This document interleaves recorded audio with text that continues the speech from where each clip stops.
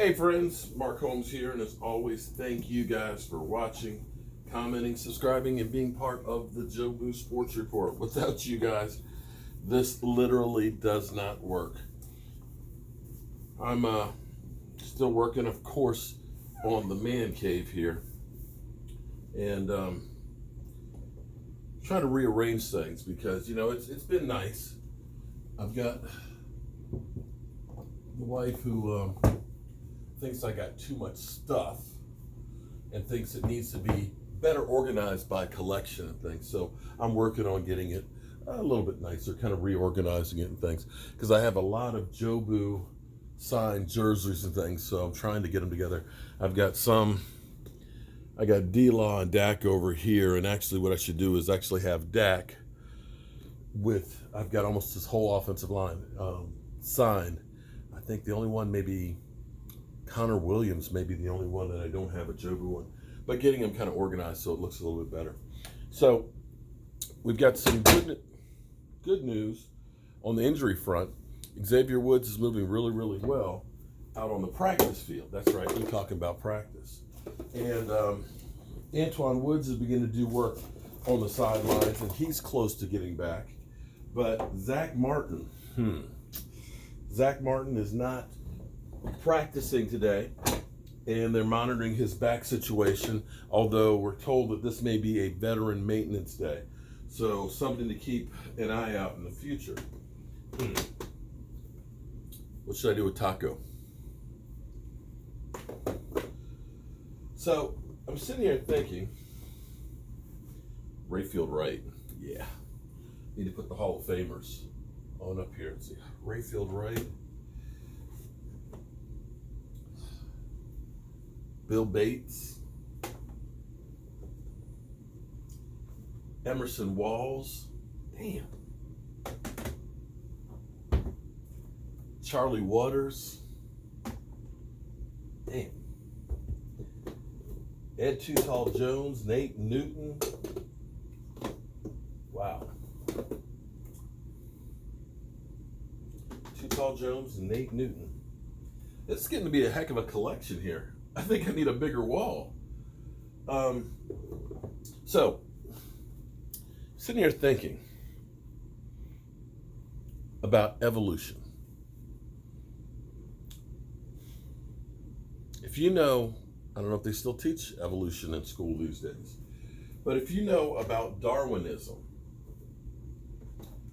Charles Darwin, basically, if you do not evolve, if you do not change to your environment,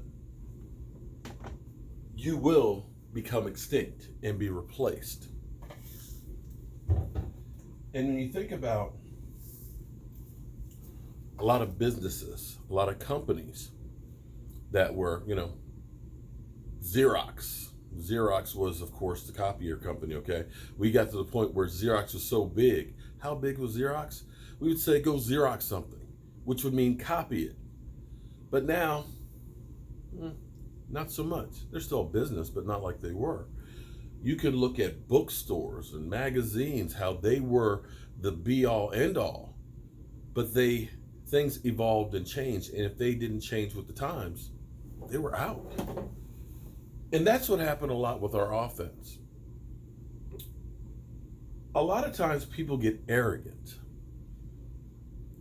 and they figure, hey, if it's not broke, don't fix it. We're being successful with what we're doing now. Why change it? But see, that's the wrong attitude. And see, one thing that used to always bug me about Jason Garrett, you all know that I've not been the biggest of Jason Garrett fans all along. But one of the things that used to bug me about Jason Garrett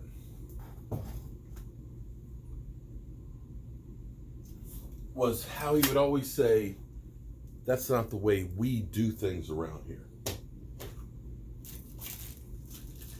And see, that's wrong.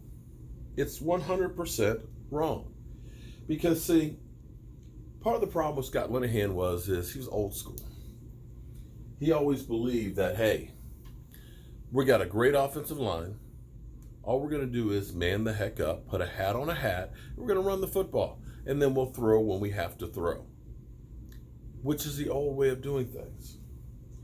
And you could see when Tony Romo got hurt, the problem with the Cowboys was they couldn't evolve with the talent that they had around him.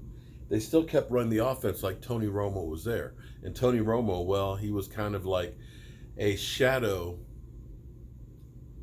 coordinator who would change plays out there in the field because he knew it was garbage. He covered up for a lot of the issues that the team had because the team did not evolve.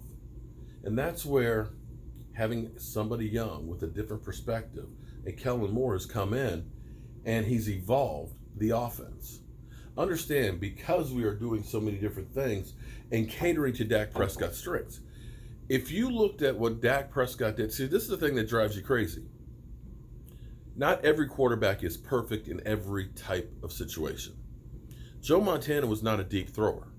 So they came up with the West Coast offense, which was predicated on short passes of giving the guys ball in space, passing the ball around. If you look at a lot of Rice's touchdowns, they weren't deep passes. A lot of them were slants across the middle.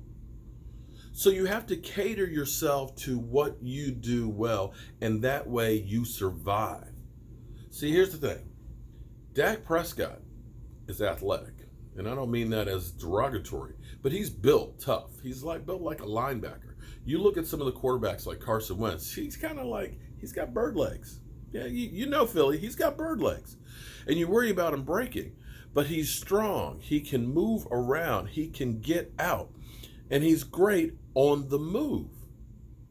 He's great in bootleg situations. That's what I saw when he was playing in college. It's like, oh my God, he could buy time in the pocket, waiting for that guy to get open, and then he could also get out. So when you fake the dive and start using that play action and use his ability, you got one-on-one coverage on these receivers. It's evolved the offense. And it's using what you have well. We didn't do that before. It was always the way we do things over here.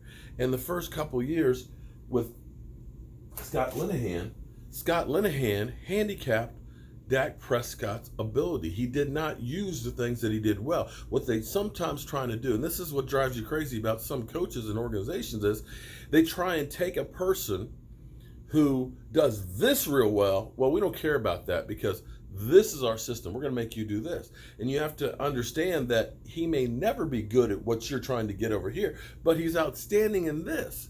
So you have to evolve. That's what Tom Landry ended up doing with the Dallas Cowboys. He wasn't a dinosaur that looked at football and said, okay, it's just a straight running league. He came through with the shotgun. He realized that even though I'm disciplined that this is the hole, Tony Dorsett could end up bending it back all the way across the field and make a run. So he adjusted to what his players did well and used that to the advantage. And that's where the Dallas Cowboys have kind of screwed up on a couple players. I think they screwed up with Byron Jones trying to make him a safety. I think they screwed up with Rico because instead of taking him as kind of a tall, skinny basketball player that could jump out the building, we said, oh no, we understand you can jump and catch the football, but we don't want that. We want you to be able to block. So put on 30 pounds, run now like you've got something wrong with you, and we'll throw past you once in a while. That's how the Dallas Cowboys used to do things and screw things up. But now, you've got a coaching staff that is using what they have well. Look at our defensive line, for example. We don't have the biggest type of defensive ends and things. What they like, and this is where TJ Watt wasn't drafted by the Cowboys, they like length. They like taller guys that are quick. Why do they like that? Because what Rod Martinelli likes to do is he likes to get one-on-one advantages. He likes to stunt. Instead of just saying, I'm going to beat you one-on-one, I'm going to have my guy make a move. I'm going to have the tackle rush out and bring the end inside because he's going to use that speed to his advantage. And that's how you win in football. And so many times you have coaches that have this philosophy, but they just won't evolve. And that's, my friends, why they don't survive. That's why they're like a dinosaur. They don't evolve. They don't change. and they get left behind. I gotta go get a pair of pliers so I can adjust these out a little bit. But I'm gonna get this wall covered in here. And I know, here's don't start no shit. All right, here's the thing. I know you're looking at this saying, why do you have a Kansas City Chief helmet on here? Well, it's actually autographed by Brian Waters and Herm Edwards. But see, here's what we're doing in the man cave. It's all about football, okay?